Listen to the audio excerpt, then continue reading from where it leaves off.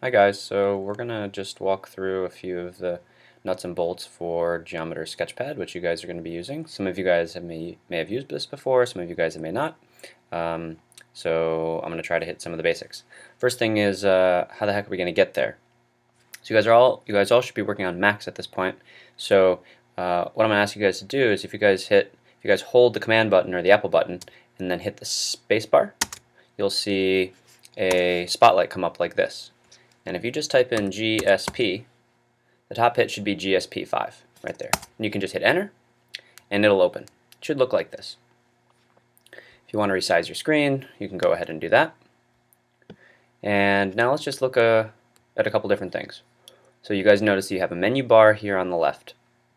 A couple different options here. When I click and hold, okay.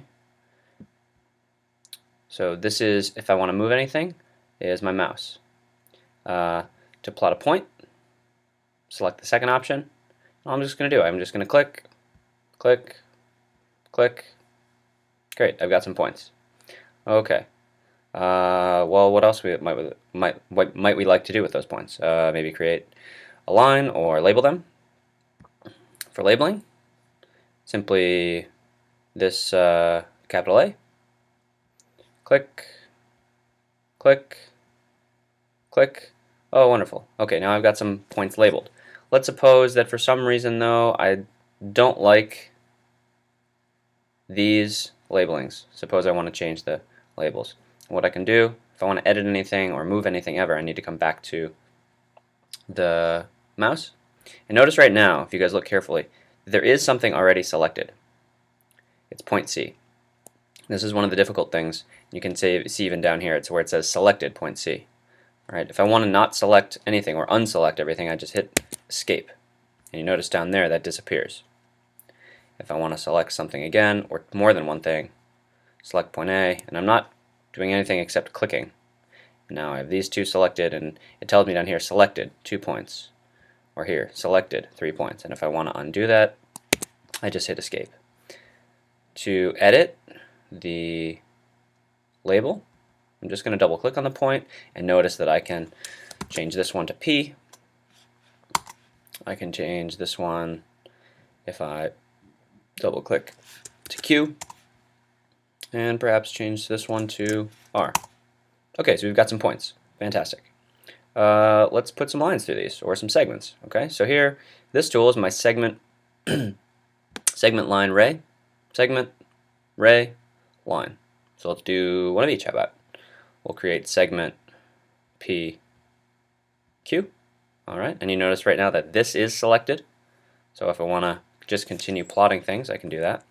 Alright, so now I'm going to go back here and I'm going to create ray. Let's say P R. And you notice that it's going to go through point R because it's kind of highlighted like that right over there. So that's kind of nice. And then let's create line R Q. All right, great.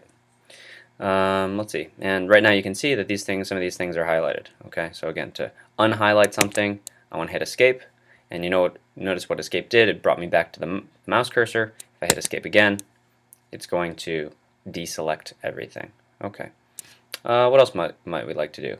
Maybe things like find midpoints, measure things. So why don't I show you a few things like that?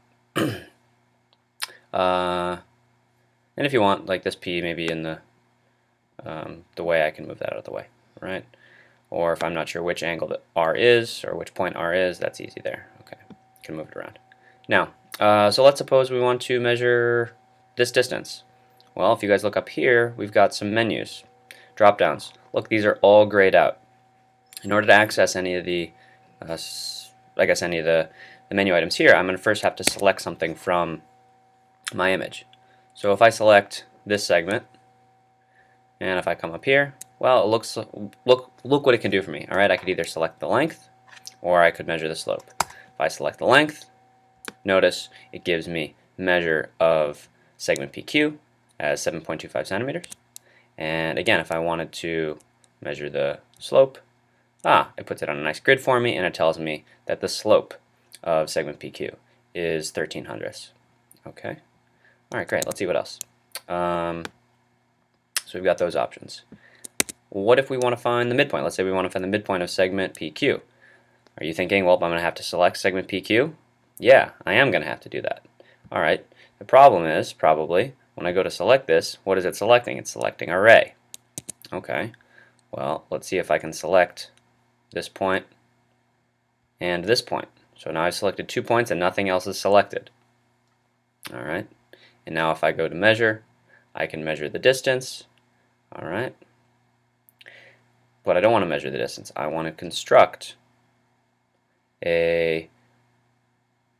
let's construct a segment, because it looks like I want to plot a midpoint on there, but for a midpoint to be selected, I'm going to need to create a segment first. So I'm going to construct a segment, and it's going to construct a segment just between those 2 points.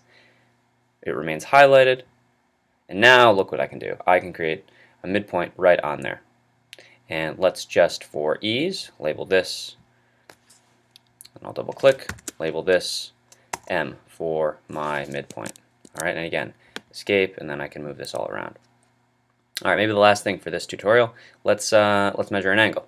Okay, let's suppose I want to measure this interior angle Q. All right. Well, typically when we name these angles, right? When we name these angles, we're going to call this angle. We could call this angle a couple different things. We could call this angle RQP, right? RQP. Or we could call this angle PQR. PQR. Right? Important things to notice, Q is in the middle of the 3-letter sequence, right? And we properly spell this out. Now, this is important, and I tell you this because if I don't select points in a specific order, it won't measure the angle that I'd like. So let's do it properly and let's do it improperly to show you both. Okay, so I'm just going to deselect everything. Now, again, I want to measure an angle. Okay. So I'm going to have to, if I select P, Q, R, in that order, measure angle. And we see measure of angle P, Q, R, 42.77 degrees. The other way I could do that, select R, Q, P, measure angle. Good. Right there. Now let's suppose that I just haphazardly choose these 3 points, not in one of those specific orders. I'm still going to select them all. If I select Q and R and P, I selected the same 3 points. When I go to measure, notice it is angle QRP, which is actually this angle, right? Or if I selected P, R, and Q, right? And an angle. Okay. Again, it's the same angle. 3 points, right? R is in the middle. If I want this angle, Q has got to be in the middle. All right. I think this is probably long enough for your first tutorial, and maybe we'll do another one a little bit later for something else. But hope you guys enjoyed.